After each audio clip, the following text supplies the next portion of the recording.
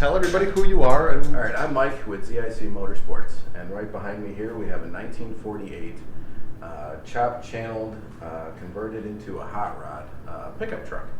Obviously, it used to be a much taller. It used to have fenders. It doesn't have fenders anymore, and we can get into all sorts of things. But I'd like to. This is brought to you by ZicMotorsports again. We make lovely 14-gauge heavy-duty steel signs that are bonded and clear-coated and built to last indoor and outdoor.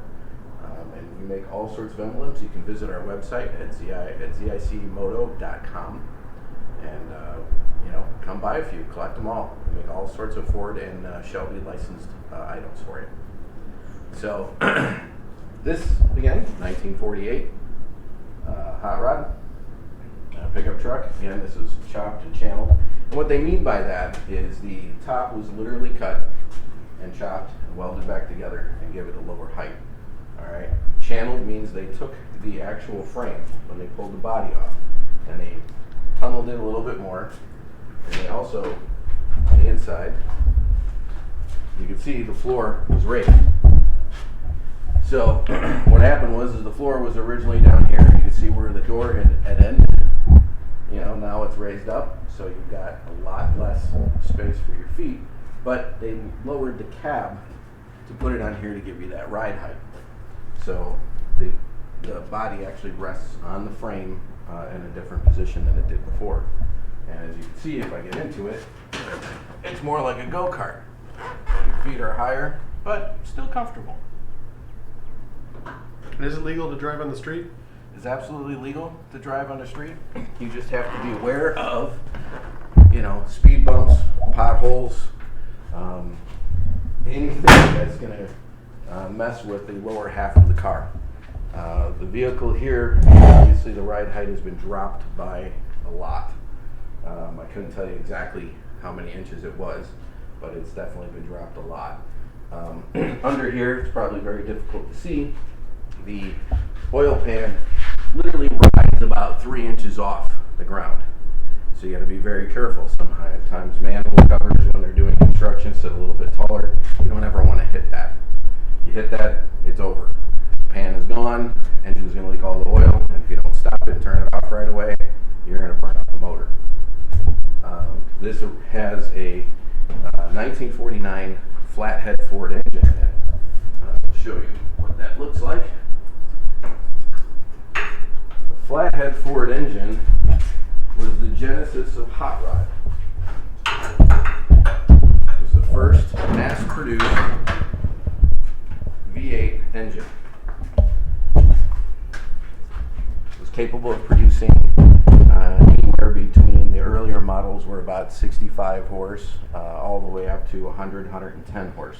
The 48 or the 49 series up to 53 was called the 8VA, which again they changed the cooling on it, and they changed some things internally to the engine to give it a little bit more horsepower. So you get up to about 100 horse, 110.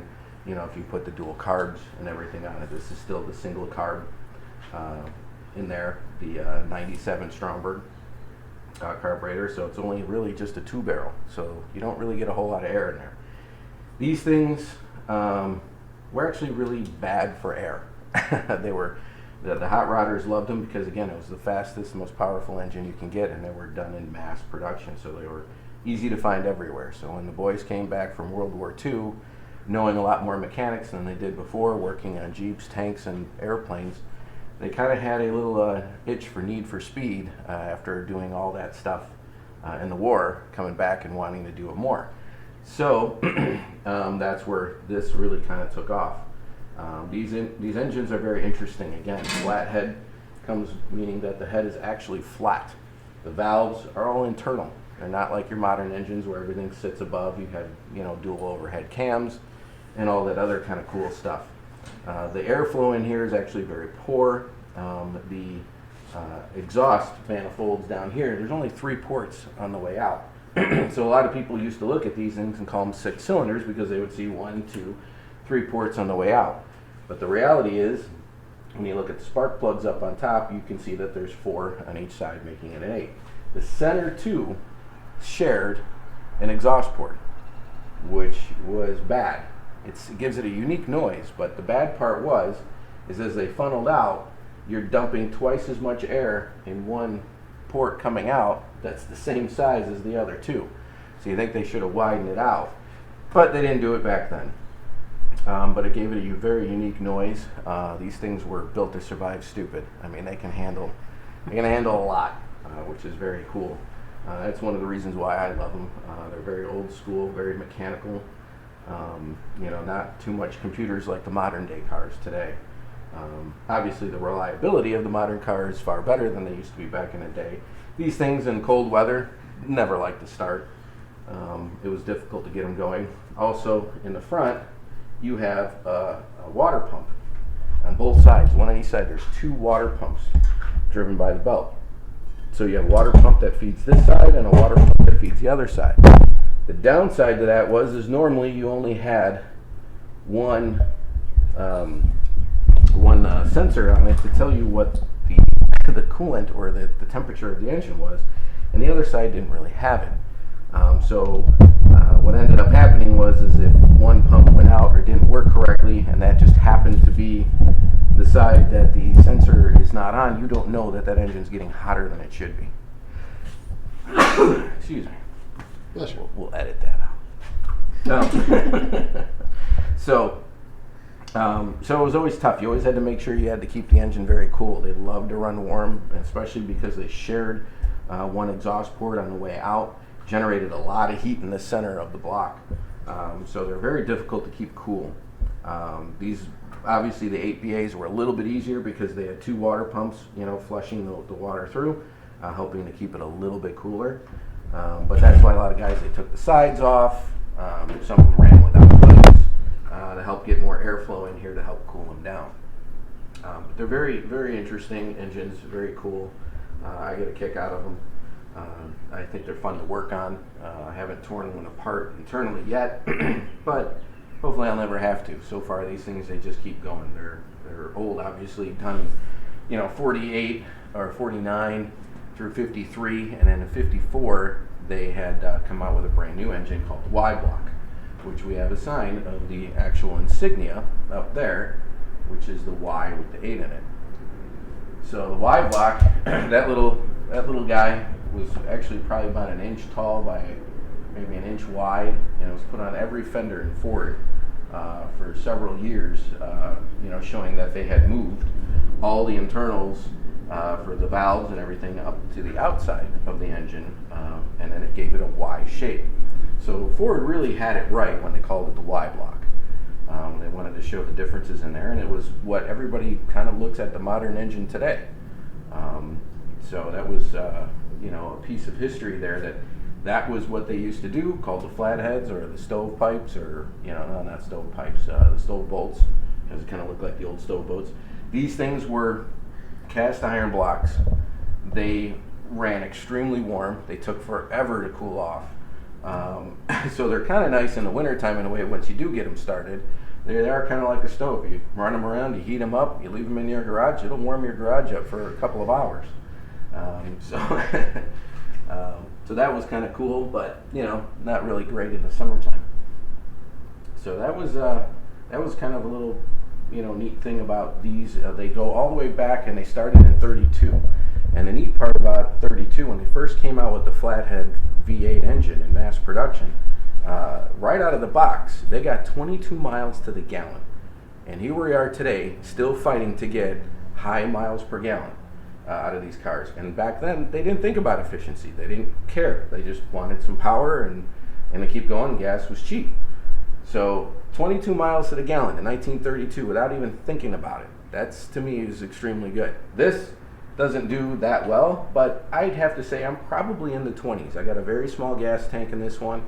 It's probably only about a 12 gallon, and I've literally gone all day driving it around without even having to worry about putting gas in it. Obviously it's not fast, you're probably about the speed of a city bus, but you look a lot cooler.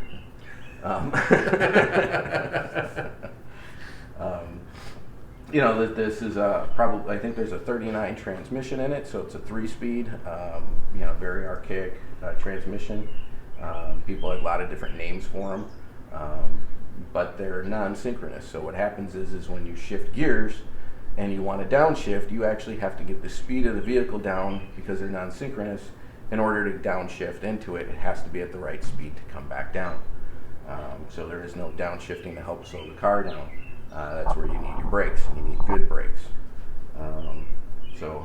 Fortunately, these are still all drum brakes, which to me are okay. They ran them on cars for probably a good 50, 60 years. Some of even the modern trucks today, and the rears are still drum brakes. Most of everybody has gone to disc brakes all the way around, but drums do well. You just have to stay on top of them. So you have to make sure you maintain them, you pull them apart, you visually inspect them, and you can adjust them. So that way the pads, as they wear down, because they go outward against the drum, so that way they keep giving you a good amount, because otherwise your pedal goes further and further down, and eventually the pad doesn't come out far enough to hit the round drum, and it doesn't want to stop. But you should notice that long before that, so you don't want to wait too long. Back in the day, in 1928, 29, when the Model A was out, there was, I think they said there was something like 27 grease ports on the vehicle. This one still has a lot of grease ports, kept a lot of the old stuff mixed with some of the new, but for the most part it's pretty old. There's a 1970s Bronco rear end in there. I believe it's from a 77 Bronco. So obviously there's no grease ports, but the suspension in the front you can still see, still has some of them on the old leaf spring. So we try to keep a lot of this stuff original, which makes it cool and neat. But again, you have to stay on these things. These aren't just, run them every day and don't worry about them like the modern day car. So you got to really like cars to like hot rods. Unless you get a completely modernized hot rod. Several companies make them where they're all fuel injection and they're just basically a fiberglass body that goes on the top, which is kind of nice if you just like the reliability and just kind of cruise around and make it look old. That's kind of cool. I still dig the original steel. But again, it depends on whatever camp you're in and what you want to do. So that's really the basics of this one.